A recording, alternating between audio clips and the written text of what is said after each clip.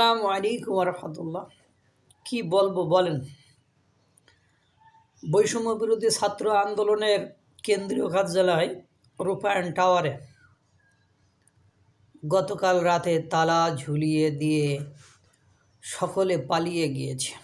অর্থাৎ বৈষম্য বিরোধী ছাত্র আন্দোলনের সমন্বয়ক রিফাত রশিদের নেতৃত্বে গণ অধিকার পরিষদের দুইটা মেয়েকে ঘরের ভেতরে ডেকে নিয়ে এমন পিটাইছে যে তারা হাসপাতালে ভর্তি এবং 21 জন মতো আহত হয়েছে। তার মধ্যে 3 জনের অবস্থা আশঙ্কাজনক। পরবর্তীতে এই বিষয়টি যখন গণমাধ্যমে ছড়িয়ে যায়, সকলের ভেতরে জানাজানি হয়, তখন তারা একত্রিত হয়ে বৈষম্য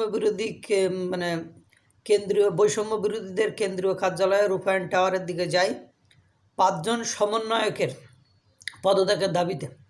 তার আগেই তারা হাসনাত আবদুল্লাহর সাথে কথা বলে।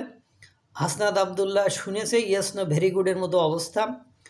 তারপরে শুনে কয়ে আমি যাচাই বাছাই করে সিসি ফুটেজ দেখবো ইত্যাদি ইত্যাদি।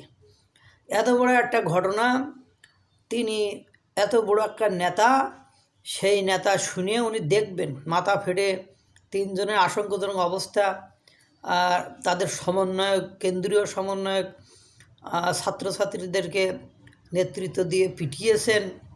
পরবর্তীতে এরা যখন সেজেগুজে বা সুন্দর করে গুছিয়ে ওইদিকে যায়, পরবর্তীতে গণমাধ্যমে দেখা যায় যে তারা কেন্দ্রীয় কার্যালয়ে তালা ঝুলিয়ে সকলেই চলে গিয়েছে। অর্থাৎ সমন্বয়কদের বৈষম্য বিরোধীদের যে কেন্দ্রীয় কার্যালয়, সেখানে এখন তালা ঝুলছে।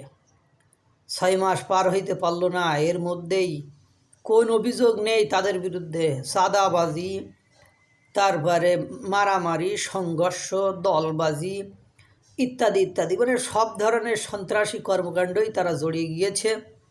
তাদের নিয়ন্ত্রণ করার কেউ নেই।